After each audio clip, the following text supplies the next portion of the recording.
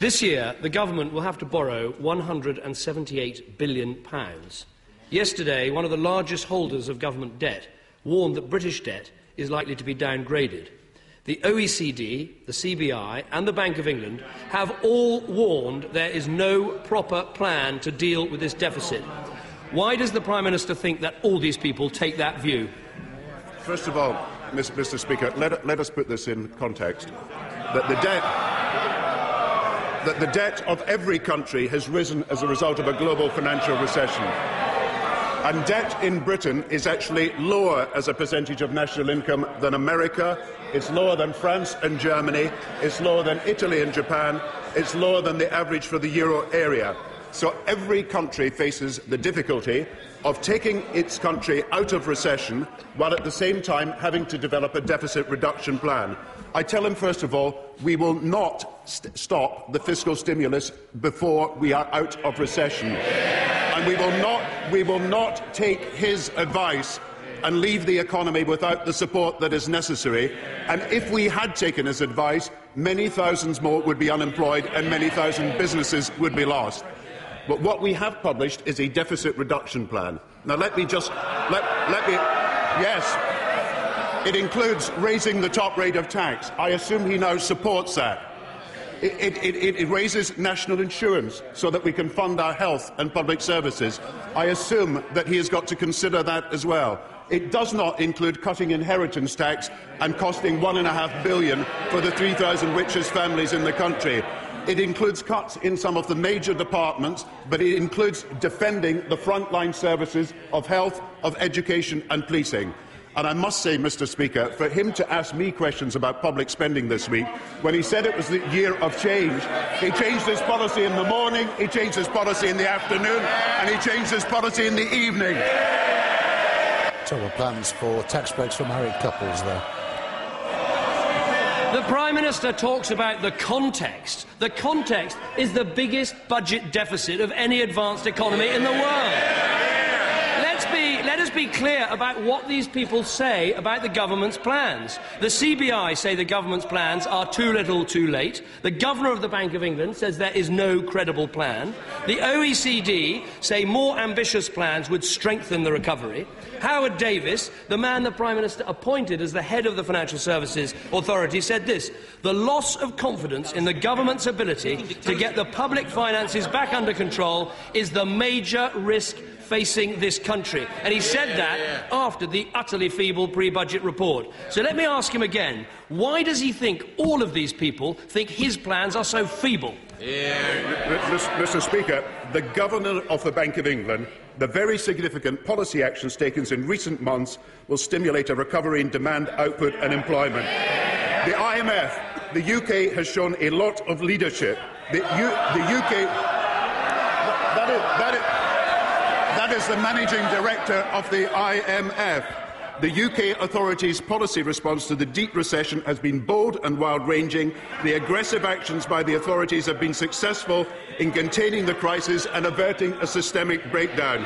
I could go through the OECD, the fiscal stimulus has cushioned the downturn. Mr. Speaker, it comes down to this. If we had taken his advice, there would be no action and unemployment would have risen much faster. If we had taken his advice, the 200,000 small businesses who have benefited would not have benefited.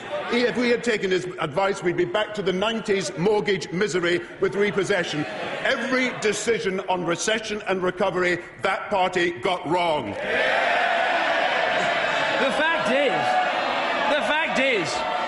The fact is, this Chancellor is now taking our advice. He said you can only get growth when you deal with the deficit. The Prime Minister tells us about his Fiscal Responsibility Act. It is completely feeble. What is required is not an act of Parliament, but an act of political will. An act of courage. The man that the Prime Minister appointed to the Bank of England said this about Fiscal Responsibility Acts. They are, he said, acts of the fiscally irresponsible to con the public.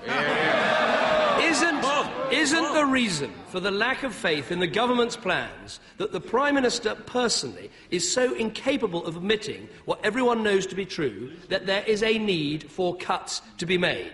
On Sunday, he said that he said that public spending will rise by 0.8% in real terms each year. Given that everybody knows that cuts in departmental spending are necessary, wasn't that just completely disingenuous? Yeah. Mr. Speaker, the person who was misleading the public was the right honourable gentleman on Monday about married couples allowance. He said on Monday morning one thing, on Monday afternoon something different, on Monday evening something different, and then the member who floated the policy, the former leader of the Conservative Party, said he had a private assurance of £4.9 billion being spent. Now, Mr. Speaker, if he wishes to reduce the deficit, presumably he doesn't want to spend £4.9 billion on a married couple's allowance. If he wishes to reduce the deficit, presumably he will go ahead with the national insurance tax rise that we're proposing. If he wishes to reduce the deficit, he won't go ahead with his inheritance tax proposal, which he now says is his only pledge. We are reducing the deficit with a plan that includes tax rises, departmental cuts, and protecting the frontline services. The Conservatives would be cutting education services, they'd be cutting police services, they'd be cutting the main service in the country. Their policies are a change back to the 1980s of economic... What? Order. Can I just say to members on both sides, we're not on the hustings now. Mr. David Cameron. I wish we were. I wish this Prime Minister had the courage to call the election and we could get on with it. I have to say, Mr. Speaker, what a lot of desperate rubbish.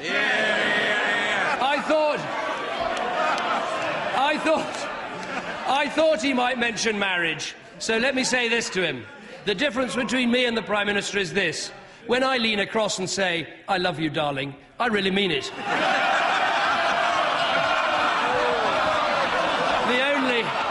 Alistair Darling doesn't seem to be too amused by that, but most of the Conservatives enjoyed it.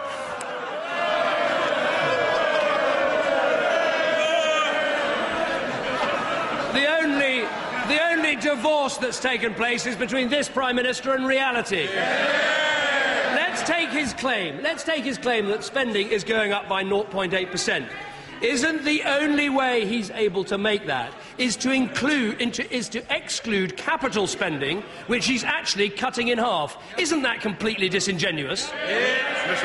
Mr. Thing, for him to talk about love and marriage today, when he is the person who cannot give a straight answer on the married couple's allowance, whether he can't say "I do" or "I don't" when it comes to the married couple's allowance. And Mr. Speaker, as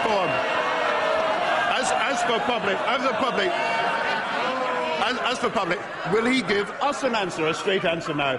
Is his deficit reduction plan, including £4.9 billion to be spent on the married couple's allowance, £1.5 billion to be spent on inheritance tax, not going ahead with the national insurance rise? That's why everybody says there's a £34 billion gap in his proposals.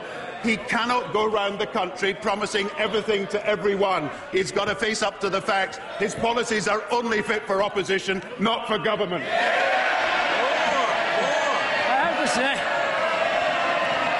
have to say to the Prime Minister, if he wants to turn this around and make it Prime Minister's questions, get on and call the election. Then there'll be all the time in the world to kiss and make up. Because the fact is, this government is now deeply divided. Everyone knows the Chancellor wanted to reduce the deficit more quickly. Everyone knows the Business Secretary goes around the country privately attacking the PBR as a complete failure. And perhaps the Prime Minister could name one backbencher on the Labour side who stood up and spoke for his bill last night. Not a single one. Doesn't he understand that a divided party without a proper plan is putting Britain's recovery at risk? Isn't that the height of irresponsibility? And why is he always incapable of doing the right thing? Mr. Speaker, let me just give another example of the honourable gentleman. Last night he was asked, "Are you committed to educational maintenance allowances?" What was his answer? "Let's just say I'm not uncommitted to it." He then said, "Well, we're in a state of quite severe flux on this whole area, so I can't give you a straight answer." Now, is this an opposition party ready for government? They should go back to the drawing board and think again.